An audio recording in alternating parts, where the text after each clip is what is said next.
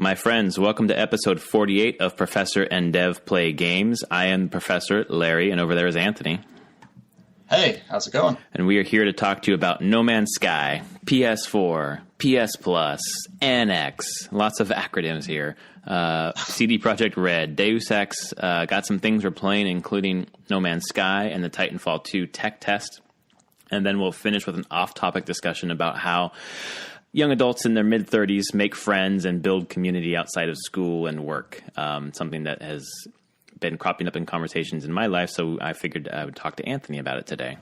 But before we get to all that fun stuff, we've got this crazy, basically it's a Reddit post on the No Man's Sky, the game subreddit about Steam offering No Man's Sky refunds regardless of playtime. What do you think about this, Anthony? It's such a horrible precedent that this is happening. Like, one of the first edits on here, somebody got a refund after 72 hours of playing. I've seen reports of like someone at 96 hours getting a refund. Steam had its 2 hours. Like that's what, once they had refunds, it's like, okay, if you have more than 2 hours of playtime, you can't get refunded. This is going way farther than, hey, you got the game, it didn't work, or you really didn't like it, it's not for you, get a refund. This is people that have played this for days, weeks, months. Right. This is, in terms of playtime. Yeah. Like 88 hours? 72 hours? Right. You didn't like the game, you played it for 72 hours?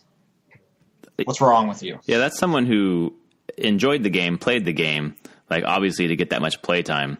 And I think some people might say, well, I was idling or that wasn't real playtime, but that's playtime. Yep. I have a friend here who tried to get a refund after 8 hours and was denied, and he wasn't refunding it because of false advertising. He was saying it was because for him, the gameplay is just the same thing over and over again, and it wasn't what he thought it was going to be, so he's trying to get the refund, he said it was interesting that he's trying to get a refund because he has 600 Steam games and has never tried to get a refund for any game. So he felt pretty strongly about how the game didn't deliver. And not necessarily the false advertising component that the internet's kind of harping on and building a video case about against Sean Murray. I feel so bad for Sean Murray and Hello Games. I mean, I've still been playing it some here and there, and I still enjoy it. I mean, it's an exploration game. If that's not your thing, you're not going to be happy. Right. I get it. But you should know that within about an hour of playing. Right. Be like, nope, no. Well, and this was sold as an exploration game. I mean, I understand some of the things that people are pointing out that Sean Murray said you'd be able to do. And who knows, you might be able to do it eventually. Right. Well, but as the product is right now. Yeah. Yeah. Which isn't It's a very interesting situation there. All four people like wanting refunds, but there just is a limit to where, I don't know, like back in the day, like you couldn't really return PC games that you bought in store. Yeah, I had right. GameStop do it one time for me when I was just like got home, had to play the game, and it just would not run no matter what I did. Right. Like, and it wasn't my computer's fault. It was totally, this game was just crash terrific and bugs, and they were worried about people buying the game we'll and do this for you one time. And they were worried about you taking the game and like copying it at home and then bringing it back, kind of. Yeah, right. Yep. And they're like, we're not a demo service. You can't just get a game and like play it for a bit and bring it back, like. Which is what Steam is with setting a precedent even here with the for. 2 hour thing has kind of become that. They're like, look it, demo it before you buy it. Right. For devs, consumers, I guess it's good, but for devs, it's actually it puts a lot of pressure to make those first 2 hours really good. Really, really good. Well, but now you've got to make the first 88 hours really, really good. Well, I don't even understand. Like, Valve hasn't released any info on why they're doing this. I mean, I think they haven't made a statement like why they're saying, we're going to let people get a refund after 72 or 88 hours. Right. I I would hope that they would give a statement of like, well, is there other circumstances going on here? Because they can just arbitrarily be like, yeah, here's your refund. It's cool. But if the users are reporting, at least on Reddit, that to get through, you need to select bad performance or false advertising. I wonder if that's Valve basically validating the fact that Hello Games falsely advertised this game, which I don't know if I believe that or not. But I also haven't played the game and haven't followed it that closely. If that's the case, if really it's false advertising, I could go through my Steam list, tons of games I played, and like, well, they said it would do this and it doesn't. Right. That's not a new thing in games. Like, they false advertised. They made a trailer 2 years ago that the game looked like this. That's not the game I'm playing now that got released. Right. They false advertised to me. So if they're really going to allow that as a reason to get a refund, they're just opening the doors to all sorts of stupid things. Well, I don't know why, if this becomes precedent, why would anyone make video games at all? Because then you can basically rent the game for 88 hours for free, and the dev gets no money at the end because the refund comes back out of their pocket, of course. And they're making no money. So they make no money. Why would, we're basically, it seems like a vocal minority of gamers are making it so that people would second guess whether or not they even want to make games, because if they can't make money at it, why? Yeah. And I think the counter argument would be, well, if they made games that they said they were going to make, but I think that's not how game development works. Exactly. You can speak to this, the dev cycle. You think things are going to happen and then things change as you develop the game, I believe.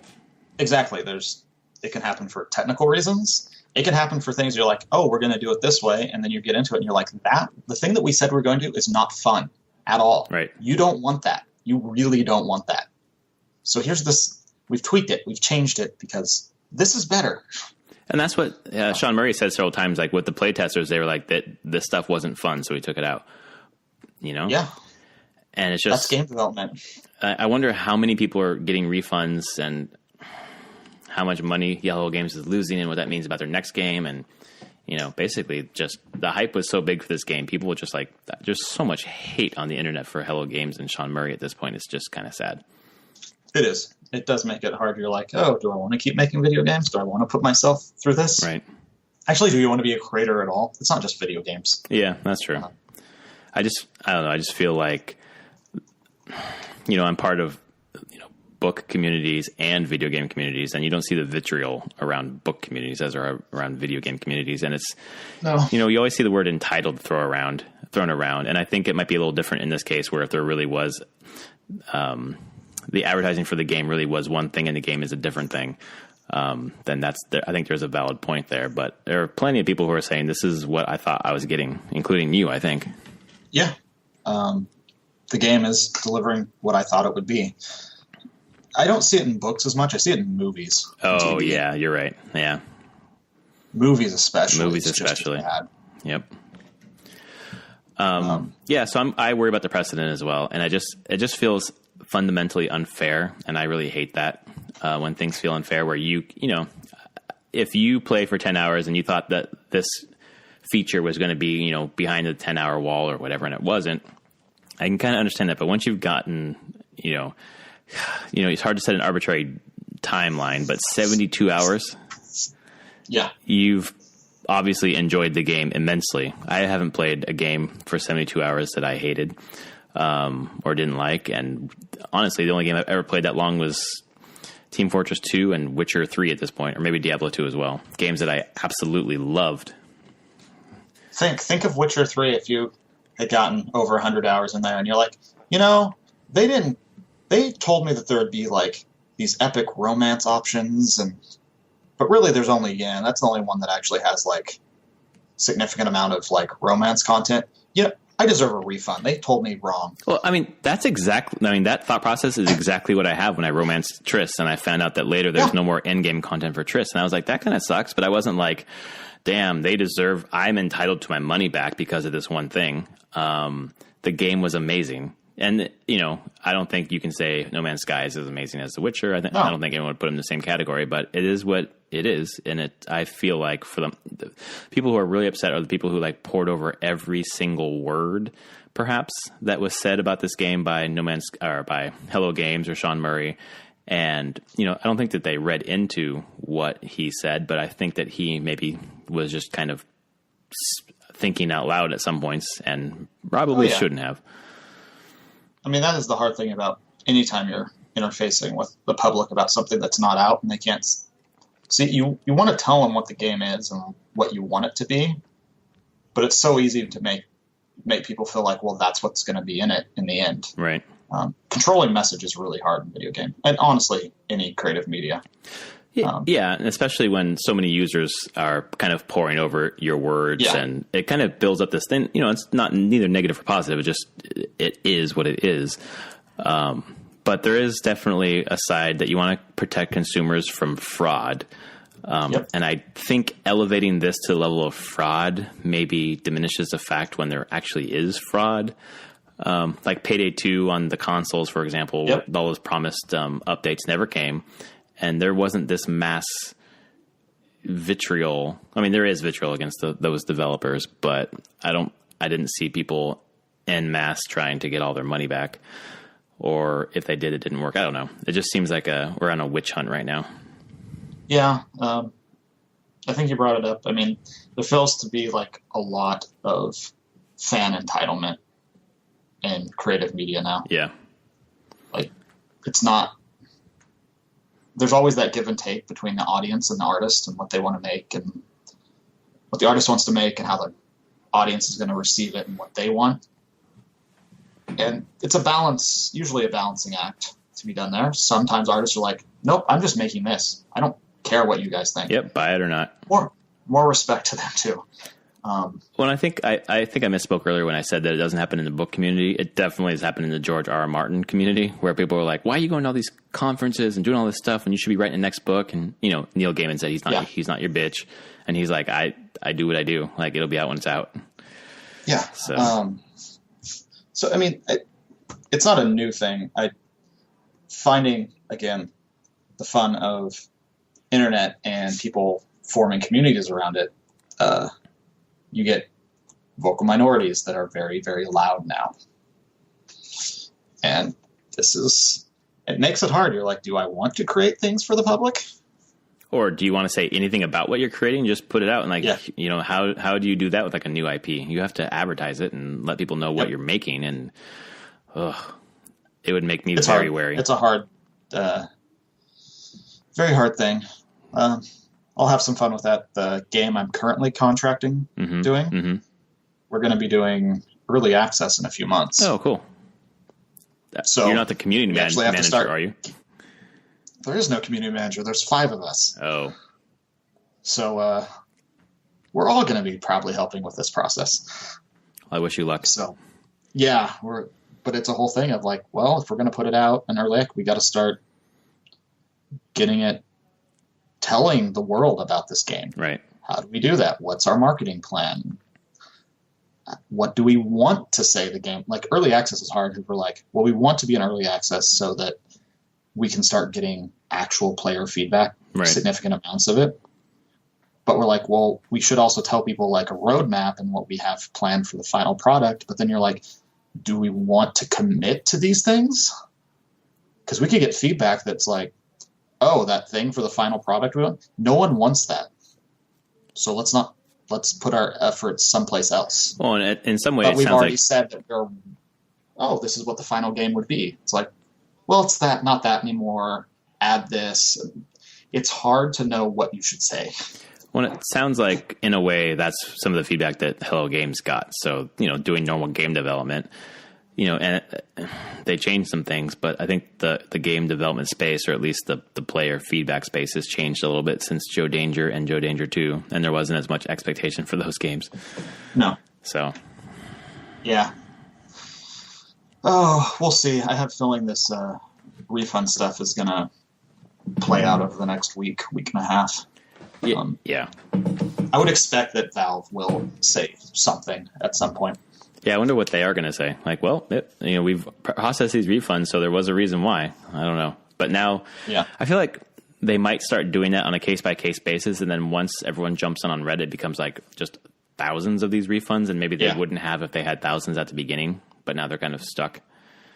Yeah. I don't know. I don't know either. Any final thoughts on that crazy discussion? No, not yet.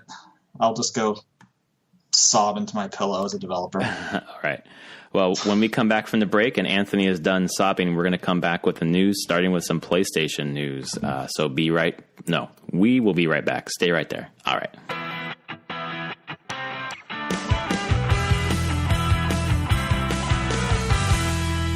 All right, my friends, welcome back from the break. We've got some news to discuss, and Anthony is going to start us off with this PS4 Slim leak. This is a thing that I did not see.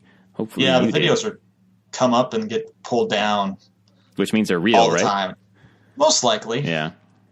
Everything just looks real. It looks so real, but it's a small PS4. Hard to say. There's no specifications on exactly how much smaller. The videos don't compare, set it next to a normal PS4. Uh-huh. But I would say it's a comparable. Trying to think, probably about half as tall as the current PS4, and definitely shorter and width and length by a couple inches each way. So it's smaller. The picture that I saw had rounded edges. It does have some rounded edges. Looks like an ice cream sandwich to me. Good. Yeah, I could see that. So that's the one you're talking about then, right? That's what it is the one. It's just a video of someone actually holding it and rotating it around so you can see all the ports and everything on it. I assume the pictures are actually from the video. Right. That okay. keeps getting added to YouTube and then removed. Right. So yeah, it looks legit. I guess we'll know September 7th, right. But I love the calls now. People are just like, Sony, just confirm it or not. This is ridiculous. That's a it leaked. Pretty early leak. It is, which means that it's probably the video actually had it in a retail box. Right. So I have a feeling it's coming soon. It's got to be launching alongside PSVR, don't you think? Maybe, or I wouldn't be surprised. They could totally pull a thing at the September 7th thing where it's here it is, the Slim, and it's available next week. Was there any word about the specs of the inside? No, this is not a Neo for sure. Right. And no word on the specs. It's honestly, it's probably very similar to just the current PS4. Right. Maybe a little bit different, but nothing that would be drastic. The current one I think it looks great. It's small. Yeah. I carry it all over the place, upstairs, downstairs. I don't know if I would want a Slim. The only thing that I would want to change about the PS4 is, without changing the power, of course, is getting a new Wi-Fi card in there, especially an AC card. God, AC stuff is so fast. Yeah. I doubt they'd put anything like that in the Slim. Right. Okay. Then that's a hard. I guess the only thing really with the Slim is it probably draws less power. Yeah. But I don't think I'd get one because my current PS4 works just fine. Yeah. But I remember I upgraded to when the PS2 Slims came out. I got one of those. I just traded in my PS2. Mm-hmm. I got the Slim version, which was really small compared to a normal PS2. And then the PS3, I didn't get a PS3 until they had the Slim version. Okay. Yeah, I would be slightly enticed to get a smaller Xbox One just because the Xbox One is huge. Yeah. That one doesn't get... PS4 is not really that big. Exactly. To begin with. Right. And the Xbox One, the power brick is also inside, which is kind of a pain in the ass moving it back and forth. So it just stays downstairs now. But yeah, I always wondered about why Microsoft, for the most part, until the Xbox One S, which has the built-in power supply, why they've always had issues with that. I thought it was because they were trying to avoid the red ring of death, but the 360 had an external power supply, right? It's all external. Yeah, I don't know. They've had external since, maybe the original Xbox wasn't external. I think it was 360. Just would make the box even bigger if they made it internal, but they made this new one. So many other companies, the PS4 is not big. The PS3 Slim, the original PS3 was kind of big. Yeah. The PS2, the original PlayStation, they all had power bricks inside. I'm just like, what? I guess it goes to show Microsoft isn't the best hardware company out there. They're pretty good at software, but not so much at hardware. They don't have a production right. for hardware. It's true. So I don't. So you're not getting a Slim, basically. Not right now. Yeah. But no reason. No reason, but it's enticing. Right. A little bit. So if there was a good trade-in deal, except for I took out my original hard drive and put a 2 terabyte into my PS4.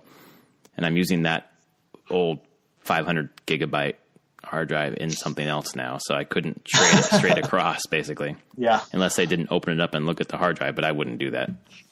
Yeah. That's shitty to do that. I guess something else from PlayStation that people are kind of, there's a little bit of reaction about this in a negative way. PlayStation Plus is getting more expensive. Coming in September, they're going to raise the price from $49.99 to $59.99 to make it equal with Xbox One. And I assume there's something else coming with this. Maybe they're getting ready for adding a VR game per month. There's probably something else coming with it. I mean, this is the first time they've ever raised the price. Since they started in PS3, right? Yeah. Yeah. I mean, there could be something new. And honestly, it could just be general, like, hey, there is such thing as inflation. Yeah, that's true. It's been a decade. Well, that's the interesting thing about the price of games is that they haven't gone up so much. They haven't gone up with inflation, but because of the DLC and season passes and all these things, that's where they kind of equal them out. Yep. I remember whenever there was the big jump from 50 to 60, people flipped about that games were going to become standard like $60. They're still cheaper than they were when we were kids. Oh, yeah. Some carts got really expensive on the Super Nintendo. Right. And that was in like Chrono Trigger? I think Chrono Trigger was really expensive. And that's $1995 too, you know? Yeah. So, yeah, crazy. But this doesn't bother me that much. I mean, because I'm lucky enough that a $10 increase per year, $10 more per year doesn't matter to me. But there are people who it does matter for, and people who think that they're not really getting much bang for their buck anyways, which I disagree with because I really enjoy a lot of the games that we're getting. I don't really need it for playing online. I don't play online that much. But I enjoy the free games, something new, something different. Yeah, anyone that they don't feel like it's worth it right now, they already feel like $50 isn't worth it, shouldn't be buying it. Right, yeah. Like, just be like, fine, I'm done. Like, if it's not worth it to you, just stop. Yeah. Because you're paying for, I think the idea is you're paying for the online service, then you're getting the games free. But I kind of look at it as I'm paying $60 a year to get a lot of games free, like so many games free. And, they're not AAA games, but I don't care. This is a system that I enjoy playing other games on as well. And it's fun to I wouldn't probably purchase most of those games or haven't heard of a lot of them. And then I try them out and they're pretty fun. Yeah. So they did a lot of stuff like that. I do remember back in the day, like there's so much you can do on the PlayStation without PS Plus, like Netflix and streaming. Right. Because back on the 360, if you wanted to do Netflix on the 360, you had to have an Xbox Live. That's crazy. Account and a Netflix account. Like there's so much stuff on the 360 was gated behind you having Xbox Live. That's crazy. And I remember Sony being like, no, we're not going to gate that stuff. Well, and Xbox doesn't anymore, I don't think. No, they don't. Yeah. They probably faced a so backlash. I'm not upset that they're raising it $10. I actually understand it. I'm like, yeah, it's probably getting more it's more expensive to run now. And well, more people, more servers. Yeah. And you're getting, I don't even know, like at least 6 games a month. Well, yeah, if you have all three systems. All platforms. Right. So having, me having a PS4 and a Vita, I'm getting at least 4 games per month.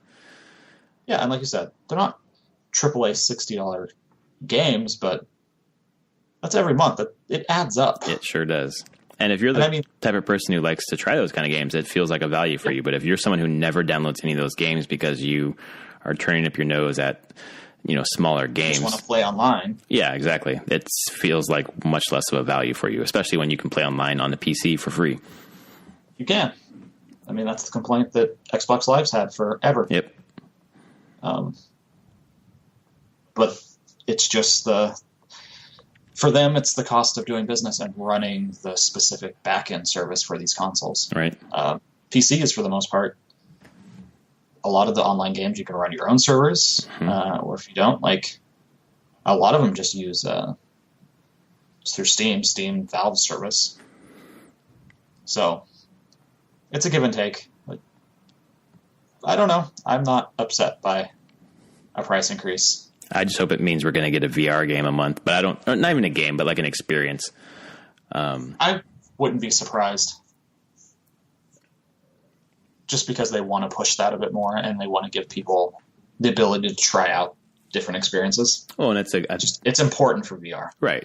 Exactly. So if someone amasses like 10 VR experience or VR games, they might think, well, since I have those games, I might as well try it out, get one, and see what happens. Yeah. So yeah, we'll see. Again, this is all leading up to curious stuff from their September 7th. I can't wait. Press conference. I think they've probably got some good stuff in there. Yeah, I'm looking forward to. There's some rumors too about a new Vita, which just sounds insane to me, but that'd be kind of cool if they tried that again in a better way. Like, just get rid of the proprietary memory. I think that would have sold a lot more. Yeah, just use SD cards or whatever. I waited at least a year to buy a Vita because of the card that I wanted was just as expensive as the machine. Yeah. Which is just dumb. But we'll see. I don't know if they're done with the handheld market or not. Yeah. Speaking of moving on, Nintendo is hopefully going to move on from the Wii U and learn some lessons in the no shit, of course you are news department. We have Nintendo, Reggie Fils-Aimé saying we have to do better when we launch the NX. One of the things we have to understatement of the century. Exactly. We have to do a better job communicating the positioning for the product. We have to do a better job helping people understand its uniqueness and what that means for the gameplay and experience. No shit. You have to do shit. a better job of having software at launch. Yep, and that too. I'm so glad to hear this, but this is kind of like like you didn't need to say it because if you don't do it, you're dead. You're dead in the water. Yeah. It's good that they're actually, in some ways, publicly saying this, because that means that the executive branch of Nintendo has accepted their failure with the Wii U launch and is looking at it from what can we learn from this? Yeah, and I hope that's coming from like the Japan leadership and then, filtering down through the American leadership as opposed to just Reggie saying, this is what we should do. Because Reggie doesn't have a lot of power. No, not into the Japan. Yeah. But that's my hope. Come on, guys. Everyone loves Nintendo IP, just like constantly put out games people want to play. Like Zelda should have been ready when the Wii U launched, and it's not ready when it's there. The Wii U is done. It's just, I guess they don't have that many dev studios or people. I don't know. They work at their own pace, which is fine, but you need to pad. With them having such unique strength in their IP, that's what sells their consoles. And if it's not there at launch, that's a problem for them.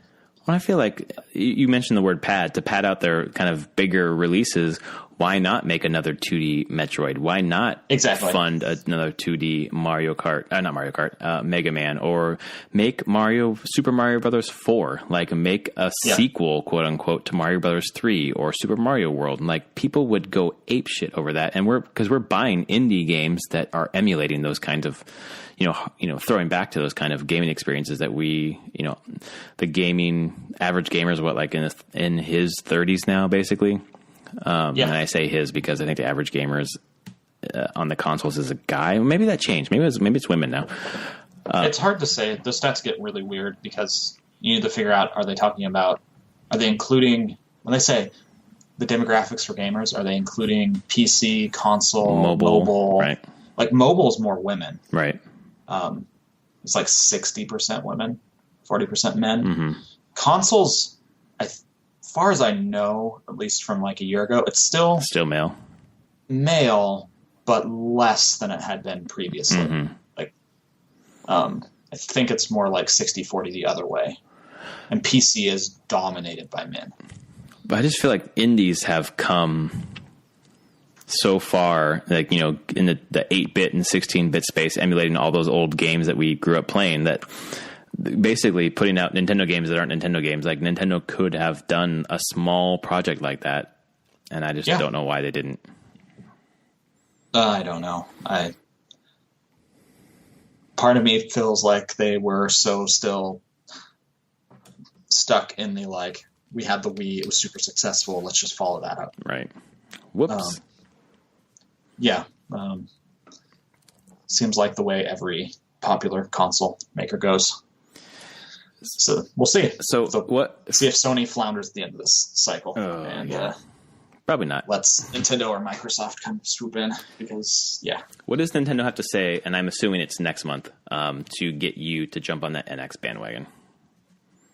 It's really about the games. Okay.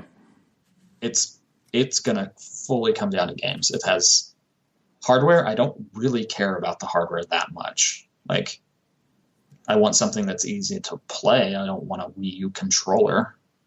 Like, I don't want that again, but I want something that has games that look good. They don't have to be state-of-the-art, photorealistic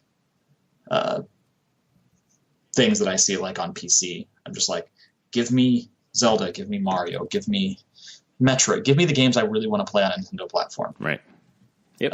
If the NX rumors are true, that it's like this like hybrid portable system, that's interesting to me. Like, that's intriguing to me. Yep.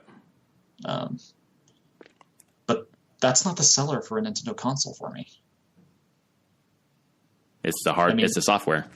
Yeah, I mean, I'm gonna probably get the NES retro little mini NES thing. I am counting down the days till they. The only reason I'm getting that is for the games. Yep, exactly. And it looks cute. Care. Come on, I don't it looks care cute. what the thing actually looks like. It looks cute though. It looks nostalgic. It's nostalgic, but yeah. If it was just a black box that plugged into the TV, I'm like, okay. Yeah, right. I can play Mario on it. Sweet. Let's do it. Yeah, exactly. That little square controller. Yeah. It's just one of those things where it's like Nintendo. For Nintendo, it's about the games, and if the games aren't there, I don't think it matters what the hardware can do. Yeah, yeah, and that's what we found with the Wii U. I mean, there are. I think the Wii U is worth it because of the library of games it has now. Like, it's definitely a console that was worth the price of admission for what there is, but there's a lot missing. And there's a lot missing at the beginning. I think there's still a lot missing now. You know, they're filling the Metroid catalog with old games that came out. The Star Fox game that we got is real rough, in my view at least. We don't have a Zelda. We've gotten remakes, but, you know, and we don't have a 3D. Well, we don't have a true 3D Mario. The Mario World, or whatever it was called, 3D. 3D World. 3D World, yeah. Is awesome. I know what you're talking about. Real fun, but not what people were looking for in a 3D Mario, like a, you know, Galaxy or whatever. So there are some things they could have done that they didn't. Obviously, we've talked about that to death. I'm hoping that Reggie at least seems to have figured it out.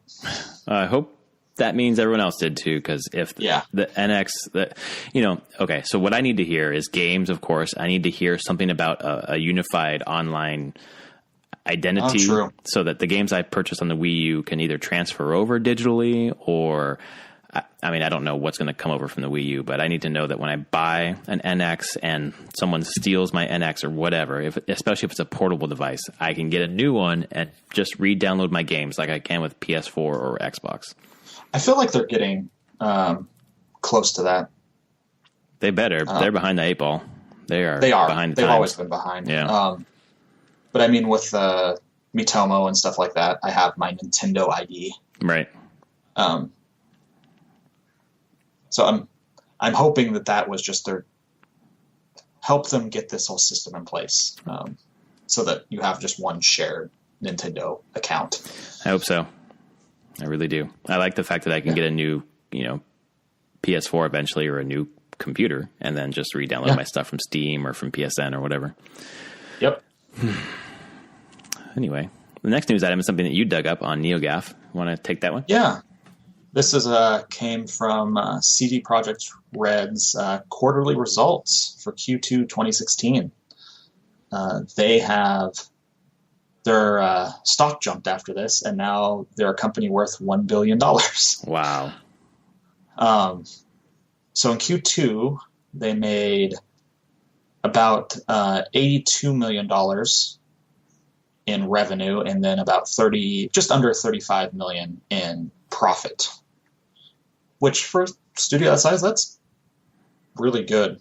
They're able to put that money back probably either to bonuses or into R&D. Right. So, but it had some other interesting tidbits here. This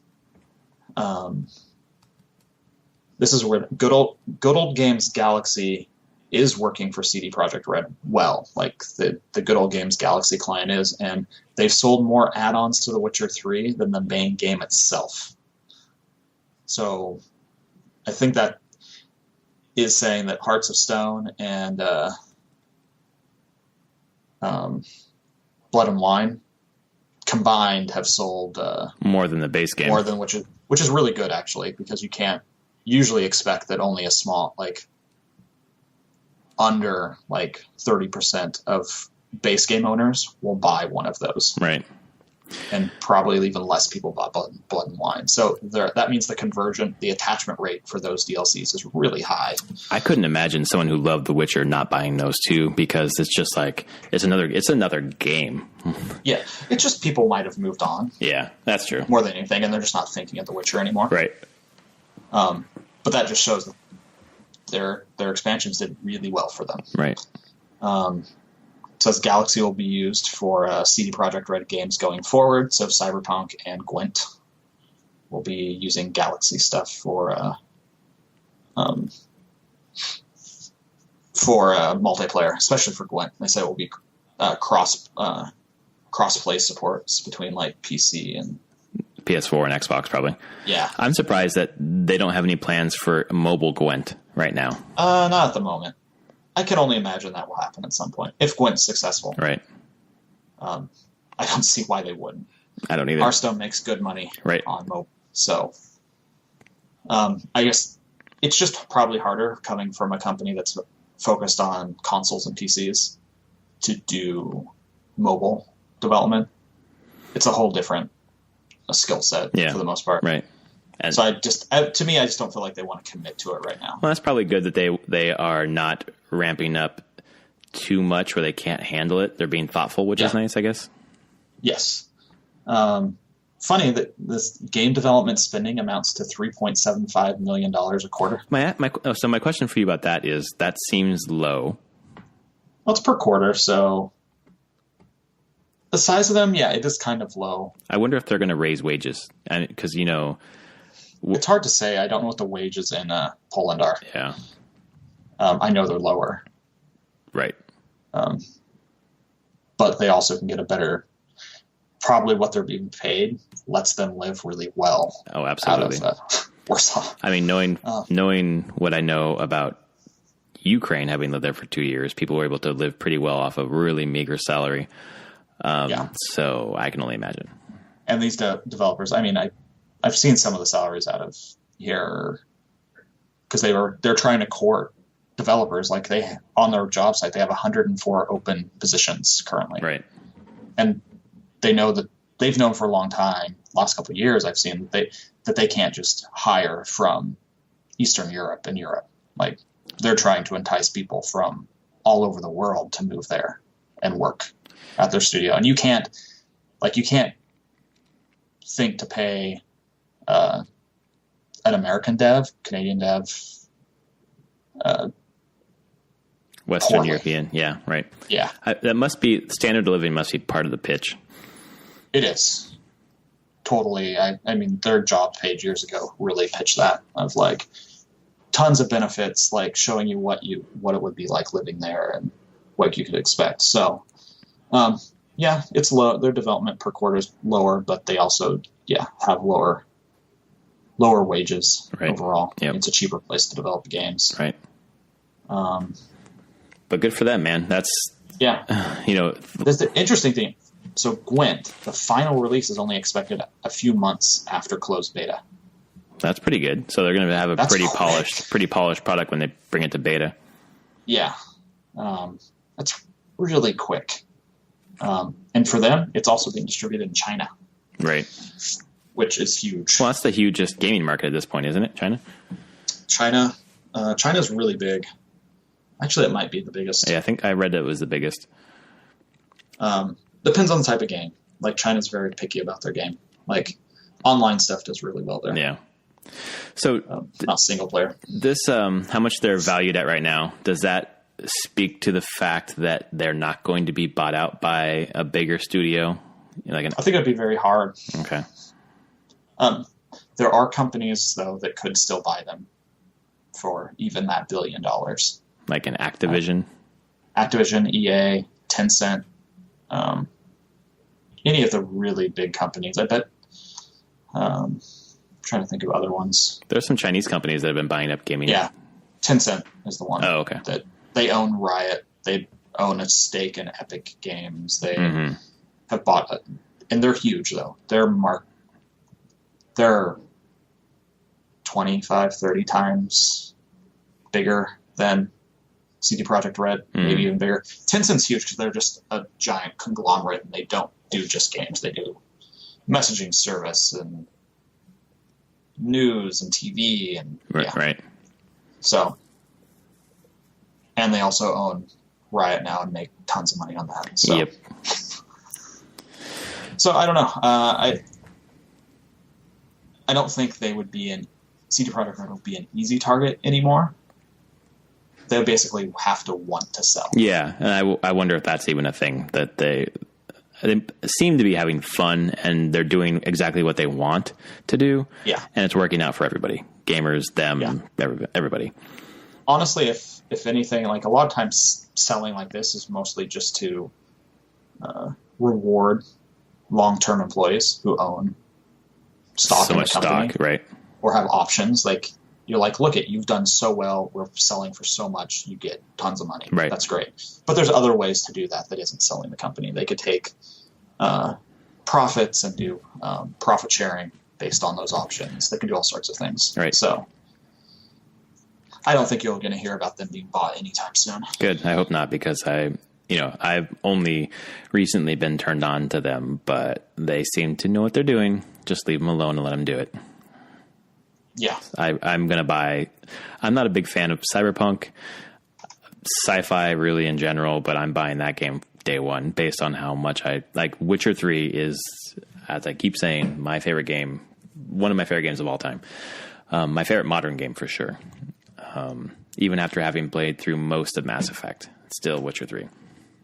I see that. So, and you know me, I love Cyberpunk, and it's made by the teammate that made Witcher 3, so I'm all in. Yeah. I'm like, okay. just take my money now. Pretty much. I'm ready. Just give it to me. Can I just have it? Speaking of people having money, Square Enix has some people's money for Deus Ex Mankind Divided, but some people on PC are not so happy. Do you want to let us know about that? This is a Polygon article, but then I've also seen Reddit posts about Mankind Divided saying that like the PC version just, again, has issues, isn't that great, which seems to be continuing a trend of poor PC versions of games recently. And a lot of it has to do with like crashes, performance being really like, everything I've heard about the game on PC is it's a dog. Like you need a powerful PC to run this thing at, like, to turn it to like high settings and run it. Like, this is going to test your video card and your processor pretty hard. Which I don't think people were expecting. Right. Because it doesn't look amazing. I don't think it's like the best looking game ever. But I don't think people were expecting like, oh, okay, I have this awesome gaming system that maybe is like a year old. I can't run this at high settings. Okay. It's making me wonder if I should wait on the PC or get console. I don't know. Because you don't have the game yet, right? No, Okay. I was going to wait until next month. Wait a few weeks to see Yeah. how this all played out.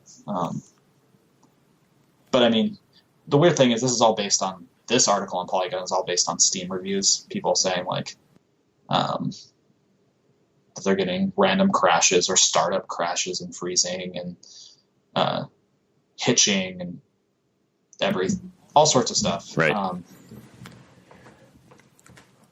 I don't know. It just goes to show developing for PC hardware is a pain in the butt.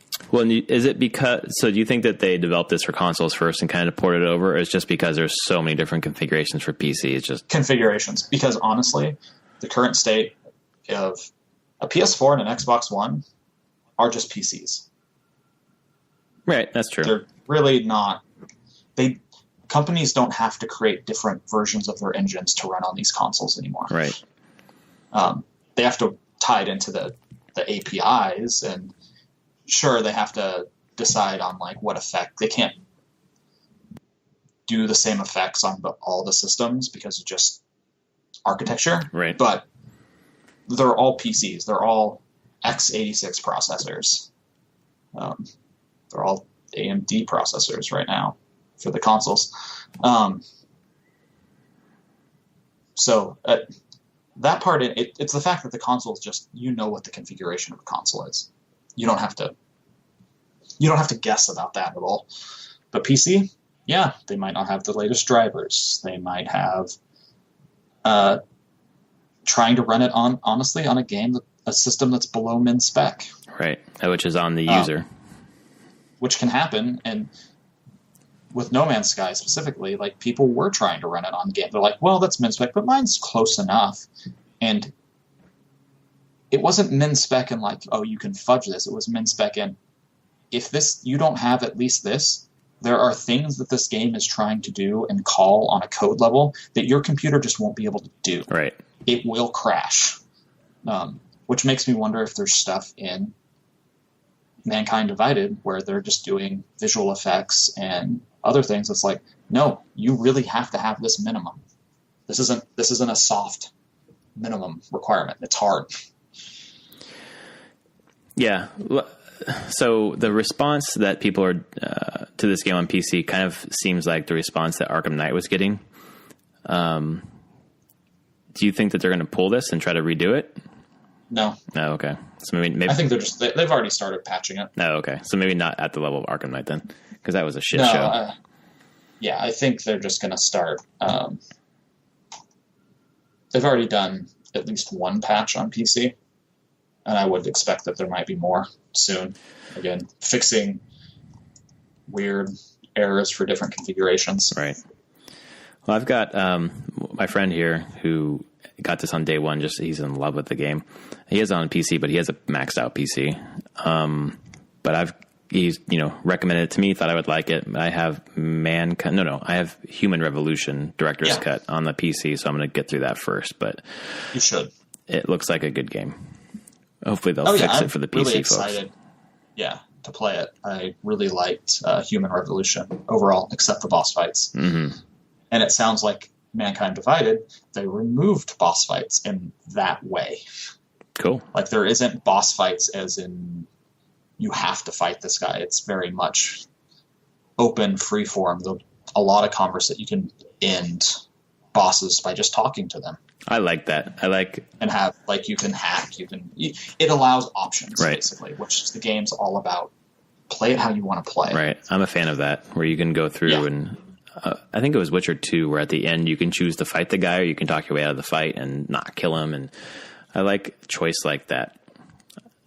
Yeah. It's one of the things that's keeping me from going back to Uncharted, which I need to because I have Uncharted 4 from you now, is just yes. I want to get through the conversations but I'm forced to go through these long shooting corridors that are just frankly boring to me. So maybe I'll just, I don't know. Skip one. Go to 2. Yep. I got to finish watching that video so I can go to 2. Yep, that's all you need to do. All right, I'll do that. 2 at least. I mean, it's still a game similar to, honestly, Halo, mm-hmm. where you have a fight and then move to another area and have an encounter. Yep. Like that's the flow of the game. 2 just intersperses a lot more exploration, puzzle stuff going on, and in some ways hides the encounter move, next encounter gameplay. Like it smooths it out. It's just a smoother experience. That's good because one is just that's what it feels like. Yeah. Cool. They got better. Naughty Dog got better in their storytelling between Uncharted 1 and 2. Cool. Well, I've heard so many good things about 4. I want to get there before the end of the year. Yes. So I can get it on my Game of the Year list, hopefully. So that's all the news we have for you. We will be right back, and we'll be talking about some things that we are playing. So stay right there, and we'll be right back.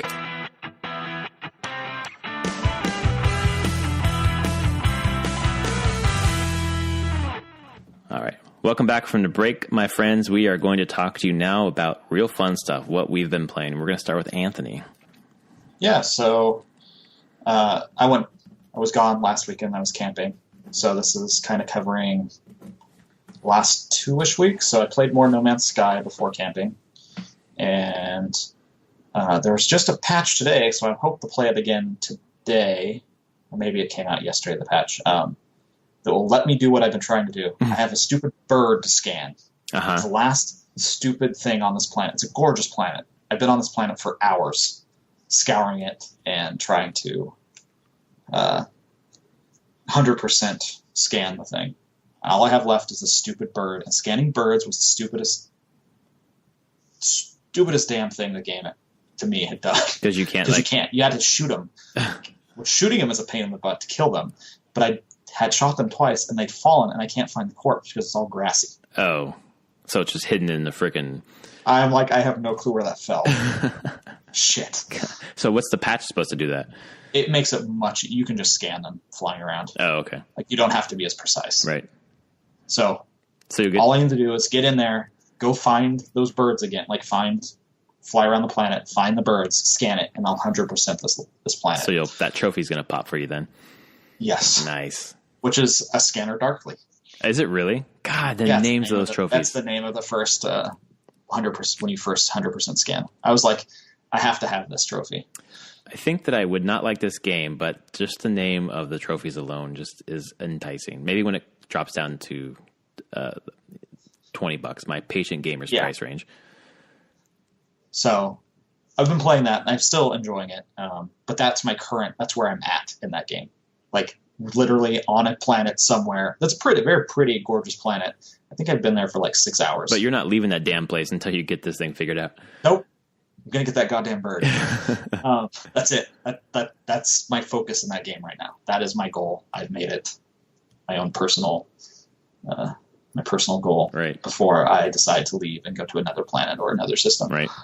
So you can tell I'm still enjoying the game. It's frustrating at some points, but it's the right level of exploration for me.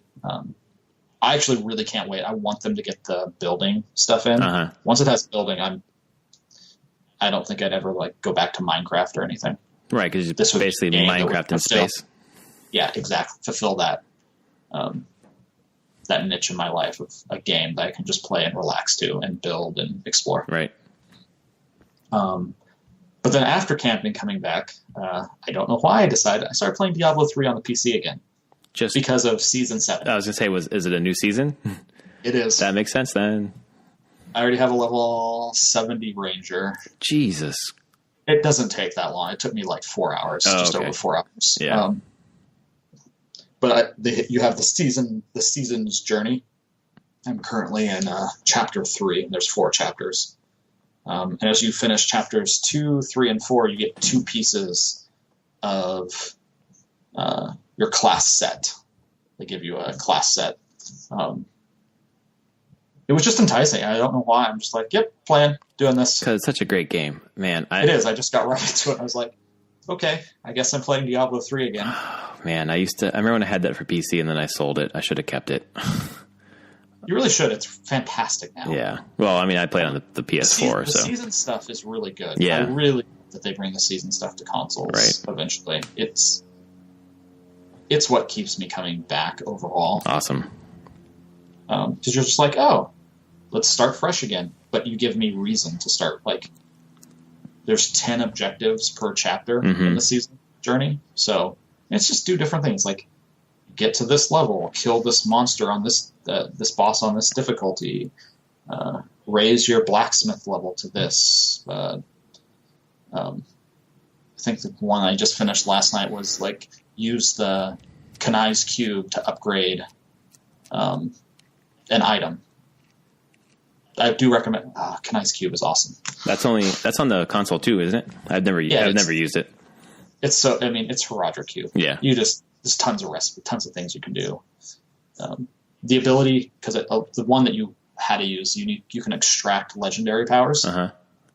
Like there's this whole other system now where it's like, oh, you have a legendary you don't want to use, but it has a unique ability on it. You can, with the right components, deconstruct the legendary and extract the power, and you can have one weapon power, one armor power, and one accessory power. Infused into what? No, not infused, just on your character. Oh, you just what? Select them. That's crazy. It's yeah. But it gives you a reason to collect all the different legendaries.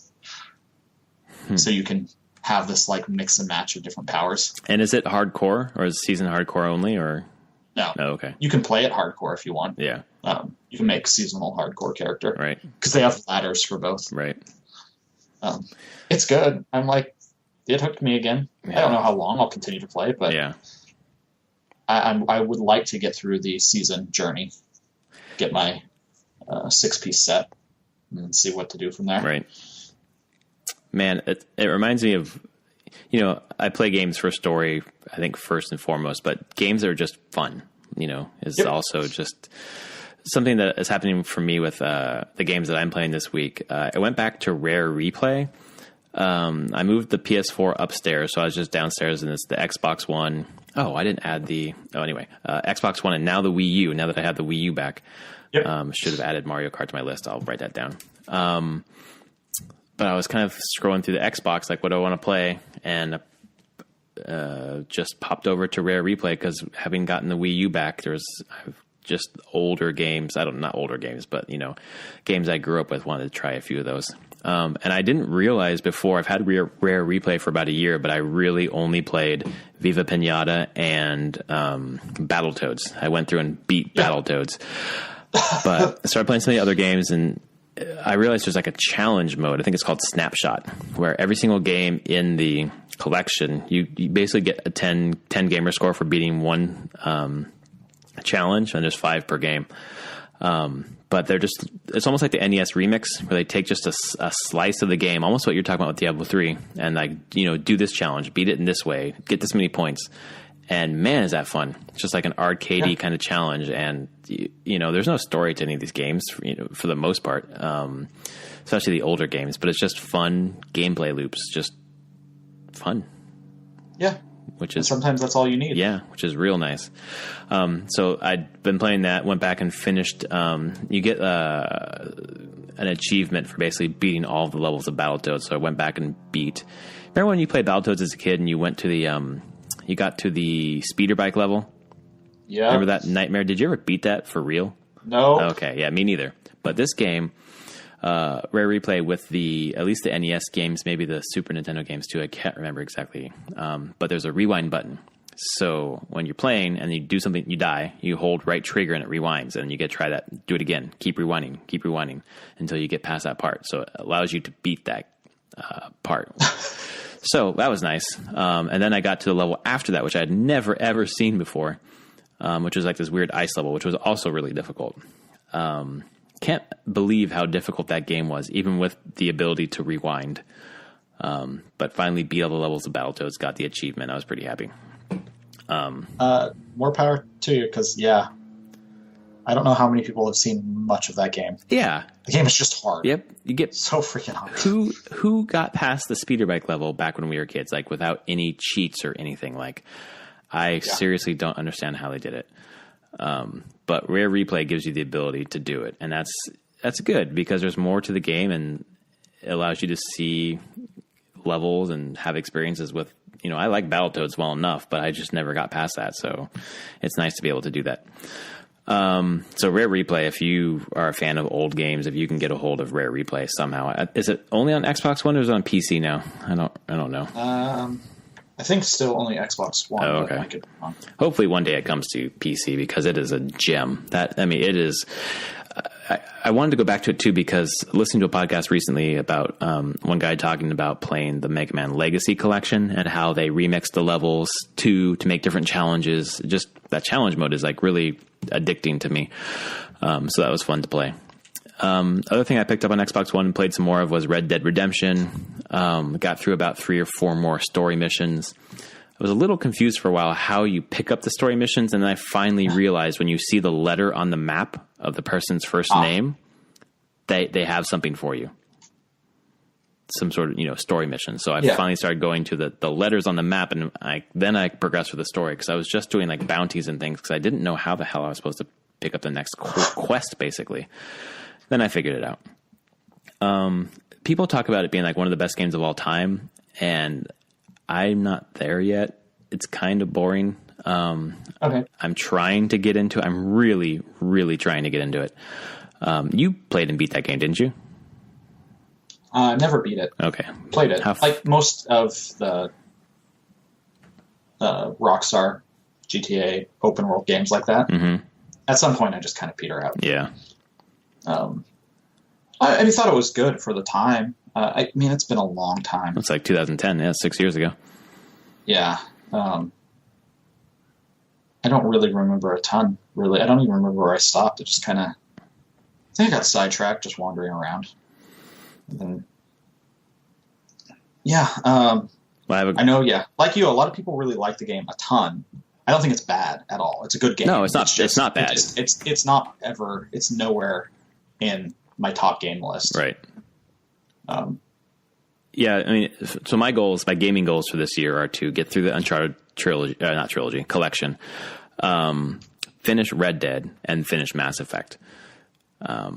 So you should finish Mass Effect. We'll see. I'm waiting for you to finish Mass Effect. Slowly working on it. The semester started, and it just like my life just imploded. Oh my God, I've played probably 3 hours this week, and 3 hours last week. Not much.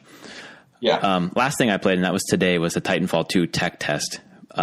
That if you played Titanfall 1, it's like that, but better. I cannot wait for the single player, but the multiplayer was just so fun. I was a little confused on it was like a bounty mode. I was kind of confused on the objective, but once I found out who I was supposed to be shooting, the gunplay in that game, it's like Destiny level. Like, it's really good.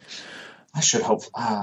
It's being gone yesterday all day and working on Friday. And then camping the weekend before whenever there was actual. Again, I'm like, I probably should just download that and hopefully be able to play tonight some. I put it on download last night when I was going to bed, so I woke up this morning and played about 45 minutes of it. That's all I've played of it, and it's fun. Like that, I want that game. It's solid. Okay. The single player. Oh, so the multiplayer is really fun, which makes me think the single player is going to be good.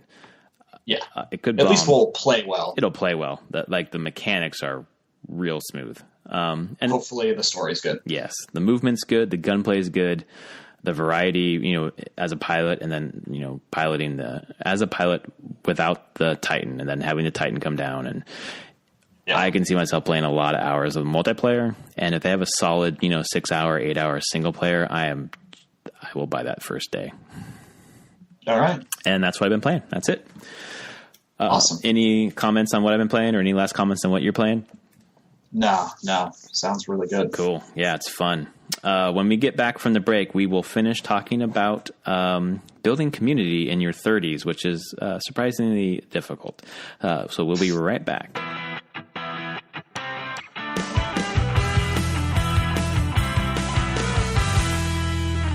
All right, my friends, welcome to the final section of the podcast, and this is the off-topic banter. This week, we're going to talk a little bit about what you do when you're a young adult in your mid-30s, and you're in your job and you're not in school anymore, and how you make friends and how you build community. And the reason I bring this up is because my wife and I, we just moved, and we're looking into new churches. We're both Unitarian Universalists, so we're checking a few churches, and it's a slow go. I think we found some places that we like, but thing that we've found that we didn't have before is the way that our houses are laid out in this complex. We're in a 4 condo unit. And then we're facing another 4 condo unit, and then there's 2 more to our right, basically. So there's like 4 unit condo complexes. So there's basically 16 garages facing each other, and you kind of, the flow of movement is from garage to front door, but it's an alleyway instead of a street. So it's really just kind of like a closed private alley for the people who live there. And people have their garages open. People are talking to each other. There are young couples around us, like tons of young couples. So we're just like out in the alley, just talking to people and meeting people and going to people's houses, and they're coming into our house. And we've never had this before, because where we lived before was our condo was in an old, not a retirement community, but a lot of old people around. We didn't have this energy. So it's exciting that we're meeting people. So I kind of wanted to ask you, like, you're the same age as I am. What do you do? It's actually a really good question, because me and my wife have talked about this for years, about how to form a new community, especially where 4 years ago when we moved to the island we live on, and we still don't feel like we have much of a community on the island. The people I play games with, and like do stuff with are all off island. We don't see them that much anymore, just because of logistics. The one way I found that I kind of have a community of people is my every Monday night game night. Like, those are people I've consistently seen. Now a D&D game every Monday night. All new people. But that's been a good way. That game store that I go to over in Seattle has been a great way to meet new people, start forming some friendships, because, man, you're right. Once you get out of college, it's a pain in the butt. It is so hard. We've enjoyed meetup.com. We go to a bunch of meetups and meet people there, but we tend to, whatever meetup we go to, we probably meet like 2 people. Like, some really good friends we've met just there or at church, but we only get a couple per meetup, so it's a lot of work. You keep going, and the shared interests, and are they people that you would actually form stronger friendships with, or not? Like, well, usually it's with, if there's a meetup of like 40 people, there are like 2 people that we form like a really strong friendship with, and we're still friends outside of those meetups. They come over to our house, we go out and see them all the time. So it's, meeting 40 new people and then being friends with 2 of them. That's kind of the success rate, basically. Yeah, I can totally see that. What you said, like, my thing is recommending for people to at least meet new people is go to meetups like that. Go to local game stores where people meet. If you want to do like tabletop gaming, you can meet some really great people there. Online communities, I've started doing that a little bit more. Oh yeah? Like what? Online tabletop communities. Oh, nice. Like, there's lots of things you can do online with playing Netrunner specifically. There's a really good online community for that. And just playing games through a web browser. There's a whole web browser interface. Nice. So it's just a nice way to expand that. What's been really hard for us is that a large portion of our like really close friends, especially they were all from college and then jobs that we had shortly out of college, have all moved away. Right. So we're all spread across the U.S. now. And then for myself and my family, we have kids. It makes a difference. It's hard for us to form really close friendships, especially with people who don't have kids. Yeah. Because there's different expectations there. Like, we have really good friends from college who they don't have kids yet, or they plan on having it, but they don't, and they're very spontaneous. They're like, hey, do you want to go do this thing? And it's like, oh, that's like in 3 hours. No, I don't have anything to do with my kids. Like, it changes things. I can't just up and go and do things. Yeah. And that's, we don't have kids yet. And our friends that do, they can't do things spontaneously, and they really can't take part in a lot of things. Unfortunately, not because they don't want to, just because the logistics, like you said. Life's different at that point, and it makes it's not like these friends, I still consider them really good friends to do this, but I'm just like, please don't be upset that I can't go do a lot of stuff. Right. Or like coworkers, like where I'm working, they're like, hey, do you want to go after work and go like have a drink and hang out for a couple hours? And I'm like, and it's spontaneous that I'm like, I can't. I have no way to get home if I do that. Right. Just logistically, and I'm like, oh, I have to go home because my wife has something planned tonight, and I need to watch the kids and put them to bed tonight. It's a different situation. Well, we're noticing with the young people in our neighborhood here, this little block we have, all of them have kids. So there are different expectations about what you can do and be available. And that's something that's, we have to take into consideration when we make plans and things like that. But, it's basically like hang out in the alley where all the kids are running around playing and we're just, hanging out in the garages, talking to each other and whatever. That actually sounds great for people who have kids. It's awesome. Because all the kids can play together and you form. That's one of the ways that we have met people is through school. Yeah. And activities that our kids are actually in and involved in. We're meeting other parents and which has been good. That's probably been the main way we have met and made new friends since having kids, like in our late 20s, early 30s. Mm-hmm. Yeah, it takes a lot of work. It's easier when you're all having a shared experience, but when you're not, it seems like having shared interests. And of course, with being parents of kids of the similar age, that is a shared experience, but it kind of limits what you can do. Yeah, so I do recommend. I mean, you just have to go find things you're interested in. Go to meetups based around those. Yep, that's my suggestion too. You'll eventually meet people that you can form closer friendships with. Right. And you'll find people that you don't like either too. That'll totally happen. You're just like, oh my God, totally. Oh, please don't talk to me. Please don't talk to me. Well, it's kind of nice at the meetups because the way that my wife and I do it is we talk to a bunch of people and, after like 2 or 3 minutes, you're like, this isn't really working out, or you can tell this isn't going to work out. You just walk away. Like, thanks. Nice talking to you. Move on to someone else. Like, it's almost like speed dating in a way. And I also would recommend church, even if you're not religious. My wife and I are not religious, but the UU, we were recommended to try the UU church, which is not really religious. In some way, it's not. And that's where we found a ton of our friends. Really, we did a UU in West Seattle for a little bit, but it was shortly after my oldest, and but unfortunately, that church, the people at that church just weren't. There weren't a lot of people around our age. It was a UU congregation that was about 10 to 15 years older than us. Yeah, and the one, I think the UU has a problem with age where most of them are much older. the one, and it made it hard for us to meet. Exactly. We were wanting people around our age. Yeah, us too. Every time we go to a UU church, we kind of get cornered by like much older people to kind of explain the church to us when we really just came to meet younger people, and we're cornered so that young people are leaving and we can't talk to them because we're stuck talking to someone else we don't really want to be talking to. Yeah. So that's unfortunate. Yeah, similar kind of experience we had. Well, thanks for sharing your thoughts with me, Anthony. It's really nice talking to you today about games and about how you make friends. It's, important stuff in our lives at this point. Yeah, I'm happy to be back talking about games. Yeah. Well, thanks everyone for listening this week, and we will be back next week. But this was episode 48 of Prof and Dev Play Games. Any final thoughts, Anthony? No, not right now. All right, my friends. Then we'll see you next week. Good night.